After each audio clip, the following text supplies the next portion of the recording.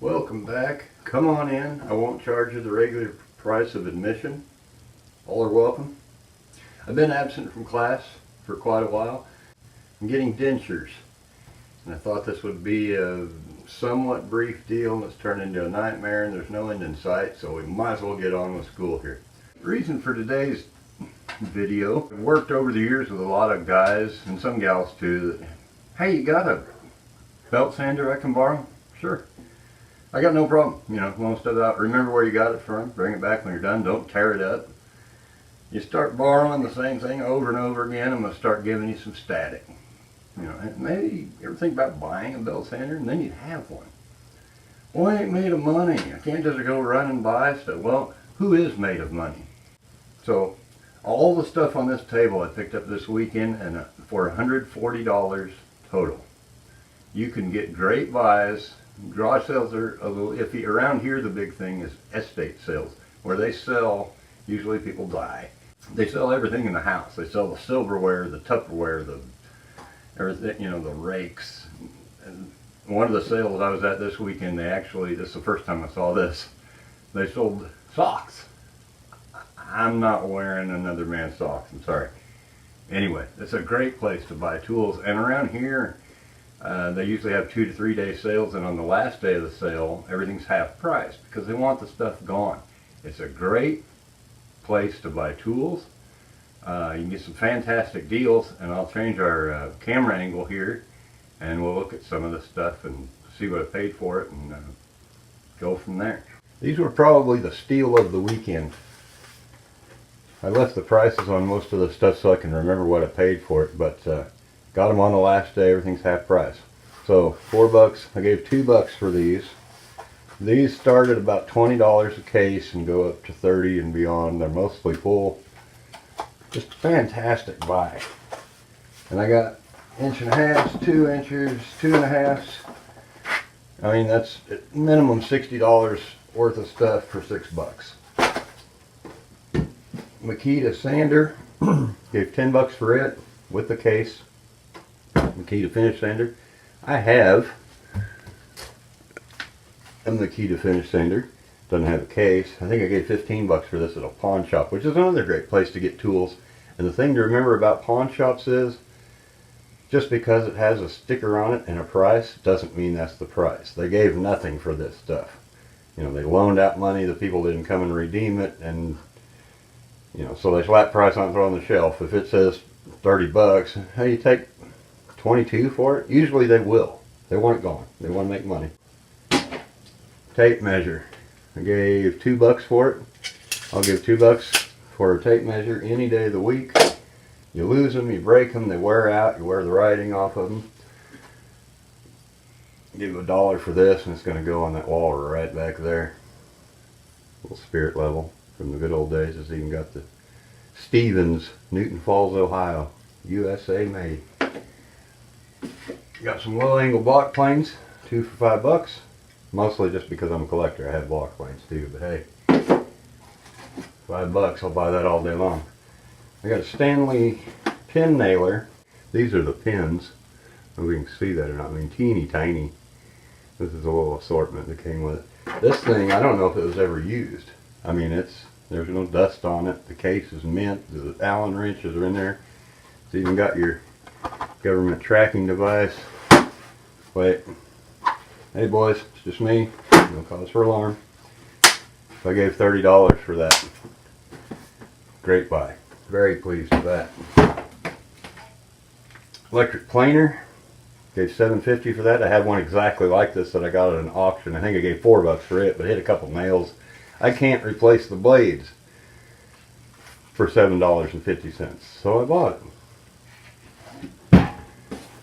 Lifetime supply of single edge razor blades. There's 5 to a pack. These are all brand new, still in the thing. I'll never buy razor blades again as long as I live. Got a Stanley number 4 bench plane. Needs some work, but I got time. I think I paid full price for this one, full asking price, which was $15. But for a plane, I'll give that. Calipers I didn't have, I gave $1 for these. this dovetail fixture took a beating on it. We gave $2.50. Wow, what a beating. But it's plastic. It's my fault I didn't open the box and look. One of the teeth are broken and taped. You can't run a router against plastic. This wasn't good new. I mean, what I'm guessing to be 50 feet of compressor hose. $5 for that. All day long we'll do that. The fittings on this will cost you more than $5. What else? Oh, the Skill Saw Model 77, which weighs about 6,000 pounds. It did work. These never wear out. I don't know of anybody that's ever worn one out. Worm drive saw. The cord I replaced. This is what's wrong with America right here. Here's the old cord. It's been sawed into a couple times. Got some difficulties. So I can get a cord. I went and got a cord or replaced it. I gave $9 for this saw. I gave $22 for the cord. And you and I both know, or we should, that it doesn't cost $22 to make a cord. Crying out loud. Had I thought that through a little better, I'd have just bought the cord by the foot and put the plugs on it, but I didn't. So I got $31 and I got a worm drive saw. Still a deal I'll take all day long. Got a Craftsman commercial 1-horse router. I have a router, it's a Craftsman, but this one came with a case. What was it? $15. All the paperwork's in it. When you see a tool with the paperwork that's still in the box, that tells me that somebody cares about their tools. They're going to keep them a long time. If something breaks, they want the paperwork to get the part number. I keep the paperwork on my tools. I don't know why. Same reason. If you need the schematic, it's in there. If you need part numbers, it's in there. That tells me somebody cared about their tools. So absolutely, I'll take that. $15. You better believe it. Router table. Gave $10 for it. I have a router table. It's not very good. I got a homemade fence on it. It's a pain to adjust. This one's got the guard. It's got the miter gauge to it. This looks like a Skill brand to me. The one I have doesn't have the wing, the additional extensions. I was happy to give $10 for that. Very pleased. What else? Oh yeah, DeWalt reciprocating saw. Sawzall, if you will.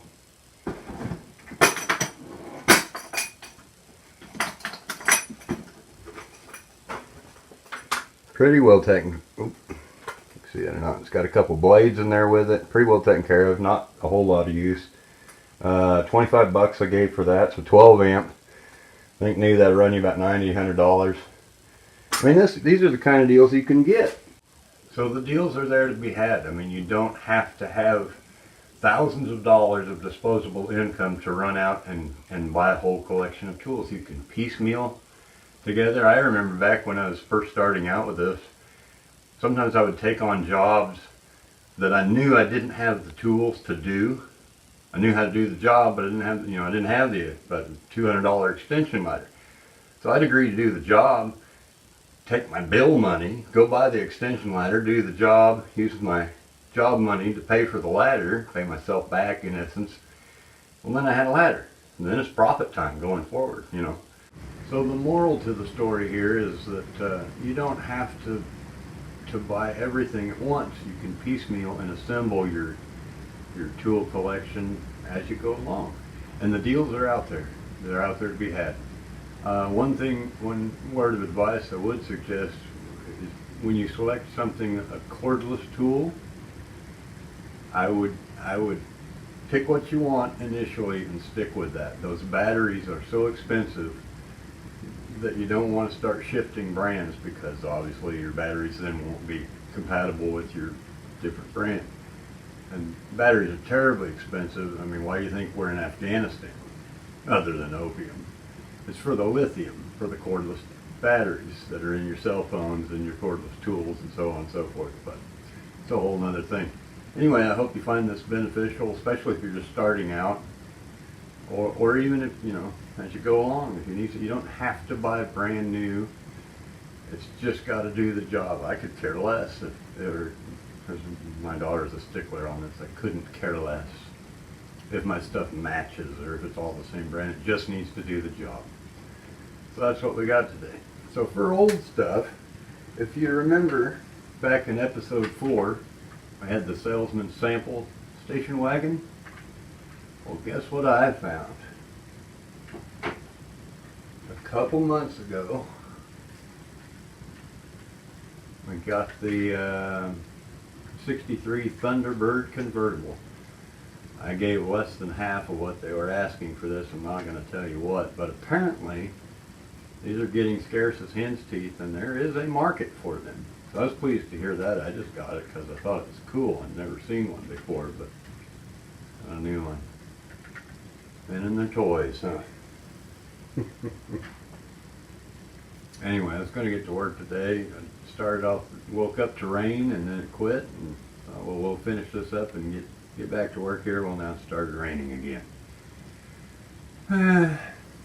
Anyway, hope you have a great day. Good luck on your tool hunting, and we'll see you next time.